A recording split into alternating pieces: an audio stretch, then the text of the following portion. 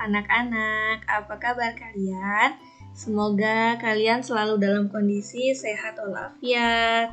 Nah anak-anak, pada video hari ini Ustazah akan melanjutkan penjelasan di tema 3, subtema 4 untuk pembelajaran 1 dan 2. Nah anak-anak, kalian pastinya sudah tidak sabar ya untuk menonton video ini sampai selesai. Mari kita buka dengan membaca Bismillahirrahmanirrahim.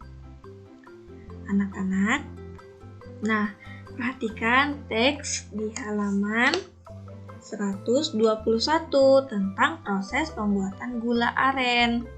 Nah dari teks tersebut kalian mengetahui bahwa gula aren ini adalah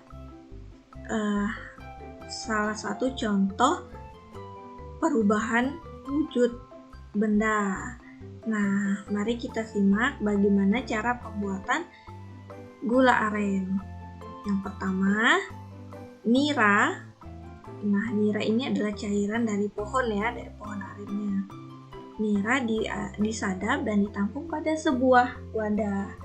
Setelah itu, nira kemudian disaring dan diolah dengan cara dididihkan menggunakan kayu bakar pada sebuah wajan hingga air yang di dalam nira tadi menguap. Berarti di sini ada proses penguapan ya anak-anak ya.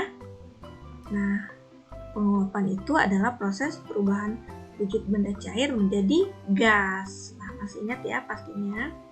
Setelah itu, sisa dari penguapan tadi akan mengental. Nah, setelah airnya menguap, nah terdapat sisanya. Nah, sisa itu akan mengental.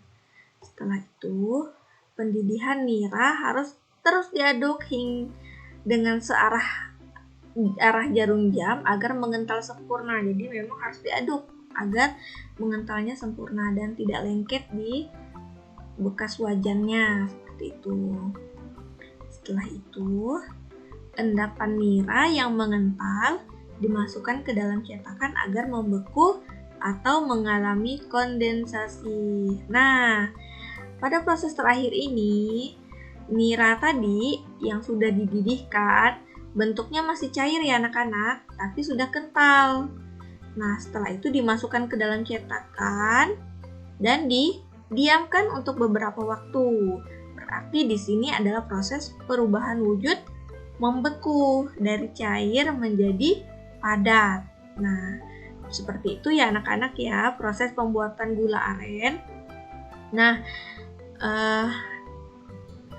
jadi gula aren ini memiliki proses yang perubahan wujud ada 2 kali. Yang pertama itu penguapan. Saat dididihkan airnya menguap sehingga mengental ya. Setelah itu dibekukan. Nah, cairan yang mengental tadi itu didinginkan sehingga membeku. Nah, pasti kalian sudah pernah ya melihat bagaimana contoh gula aren itu, atau biasa jika di daerah kita disebut gula merah. Nah, baik anak-anak, kita lanjutkan ya. Sikap bersatu adalah berkumpulnya individu itu masing-masing ya anak-anak ya. Individu atau sendiri. Berkumpulnya individu menjadi satu berkumpulnya individu menjadi satu tanpa memandang ras, suku, agama, warna kulit, dan keturunan untuk mencapai tujuan tertentu. Jadi, walaupun berbeda-beda, kita harus bersatu agar kita dapat mencapai suatu tujuan. Apa saja manfaat contoh sikap bersatu?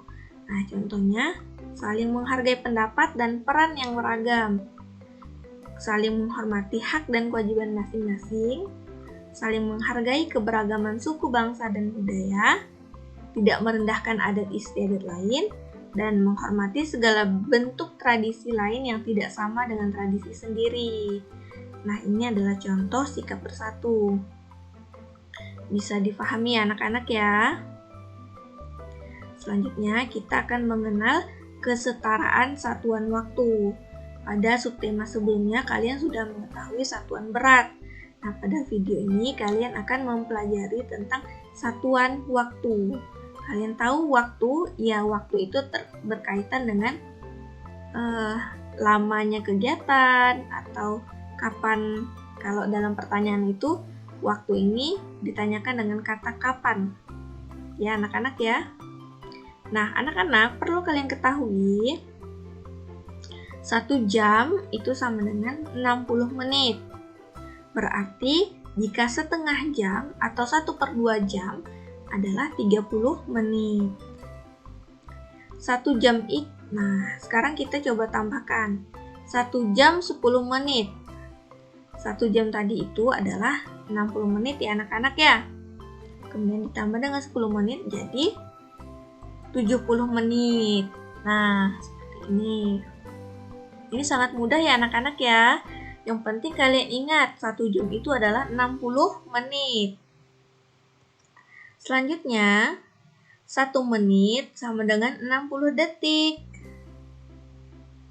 Nah, jika ditambahkan 1 menit 30 detik, itu berarti 60 detik. Ingat ya, 1 menit ini 60 detik ditambah 30 detik.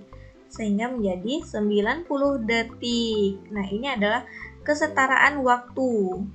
Jadi anak-anak yang paling kalian ingat adalah 1 jam sama dengan 60 menit. 1 menit sama dengan 60 detik. Oke, paham ya anak-anak ya sampai di sini? Selanjutnya, kalian juga harus mengetahui kesetaraan waktu ini. 1 hari itu 24 jam. Dari jam 12 malam sampai jam 12 malam lagi. Nah, itu adalah 24 jam. Boleh kalian hitung ya anak-anak ya di jam kalian masing-masing. Kemudian 1 jam itu adalah 60 menit dan 1 menit adalah 60 detik. Nah, kita coba mengerjakan soal ini anak-anak ya. 100 menit berapa jam dan berapa menit? Nah, caranya 100 menit ini kita pisahkan dulu. 100 menit ini bisa kita pisahkan menjadi 60 menit. Artinya 60 menit, kemudian 60 menit ditambah 40 menit menjadi 1 jam 40 menit. 120 menit ini kita ambil 60 menit pertama dan selebihnya itu adalah 60 menit juga. Jadi 1 jam tambah 1 jam sama dengan 2 jam. Nah, ini adalah contoh satuan waktu ya anak-anak ya. Agar kalian mudah mengerjakan soal, memang yang perlu kalian ingat bahwa 1 jam adalah 60 menit dan 1 menit adalah 60 detik. Anak-anak, dalam surah Al-Ashr ayat 1-3, kalian pasti hafal ya. Bismillahirrahmanirrahim. Wal asri innal insana lafi husri illal ladzina amanu wa amilus solihati wa tawassaw bil haqq wa tawassaw bis sabr. Demi masa sesungguhnya manusia berada dalam kerugian kecuali orang-orang yang beriman dan mengerjakan kebajikan serta saling menasihati untuk kebenaran dan saling menasihati dalam kesabaran. Nah, anak-anak, dalam surah ini Allah menjelaskan bahwa manusia itu berada dalam kerugian jika kita tidak menggunakan waktu dengan baik. Nah, jika kalian sudah mengetahui tentang waktu tadi, maka kalian akan mudah untuk mengetahui berapa lama kalian akan mengerjakan kegiatan, berapa lama. Ya, sangat banyak ya anak-anak ya manfaatnya jika kalian mengetahui konversi waktu. Nah, dengan begitu kalian dapat mengetahui lama waktu kegiatan dan kita juga dapat memperkirakan waktu yang diperlukan dalam melakukan suatu kegiatan. Contohnya anak-anak ya, jika kalian belum mengetahui tentang waktu, kalian akan menghabiskan waktu kalian untuk mandi misalnya. Lama-lama mandinya ternyata misalnya ya, mungkin kalian juga akan kangen nih waktu saat sekolah kan. Kalian harus bangun jam 5 karena jam 7 sudah masuk sekolah. Maka kalian butuh berapa lama untuk sholat subuh, berapa lama untuk membantu mengemaskan tempat tidur, dan berapa lama waktu yang digunakan untuk mandi. Selanjutnya, berapa lama waktu yang akan digunakan dalam perjalanan. Nah, dengan mengetahui konversi waktu, kalian jadi tahu nih anak-anak, oh seharusnya saya bangun tidur lebih awal lagi. Bangunnya jam 4:30, langsung sholat. Setelah sholat itu mengemaskan tempat tidur. Setelah itu bisa langsung mandi. Setelah mandi sarapan dan berangkat sekolah. Nah, seperti itu ya anak-anak ya, jika kalian mengetahui tentang waktu. Nah, anak-anak, jadi ayo kita belajar menggunakan waktu dengan kegiatan yang baik agar waktu yang terus berjalan tidak sia-sia. Jadi jangan sampai kalian menggunakan waktu kalian itu dengan banyak santainya. Contohnya bangun pagi, mungkin sekarang anak-anak yang belajar di rumah bangunnya kesiangan, bangun jam 7. Udah bangun jam 7 misalnya kan. Misal ya anak-anak ya. Mungkin ada juga anak-anak ustazah yang bangunnya lebih awal. Nah, ini ustazah menekankan nih, yang bangunnya lebih kesiangan. Jangan sampai seperti itu, sekolah atau tidak sekolah, kalian harus tetap bangun awal agar bisa sholat subuh. Nah, setelah kalian bangun, kalian bisa melakukan aktivitas.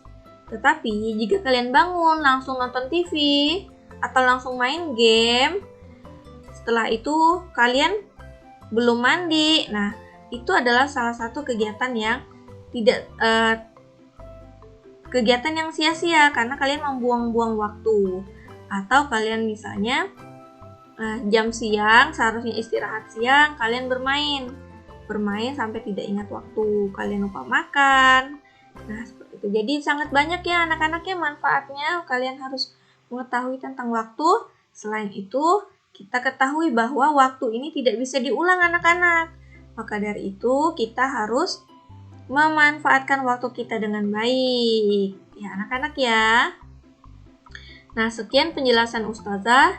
Jazakumullah khairan katsir atas segala perhatian kalian.